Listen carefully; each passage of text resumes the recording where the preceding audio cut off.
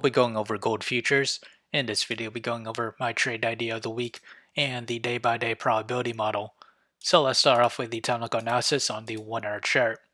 We remain in negative MACD and we're approaching to oversold levels with the RSI. With the 4-hour chart, we have dipped into negative MACD territory and we're nearing oversold condition with the RSI as well. With the daily chart, we remain in negative MACD. We're seeing slight signs of a converge.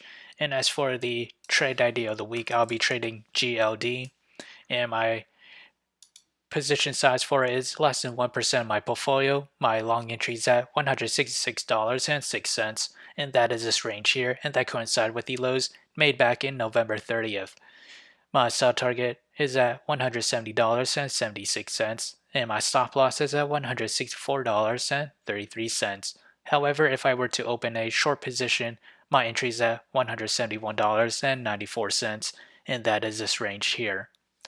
My sell target is at $167.82, and my stop loss is at $173.74. So whichever entry price were to hit first, that'll be my position of the week. So how did I develop these trade ideas? It all comes from the day-by-day probability model, which is available in the link below, so do check it out.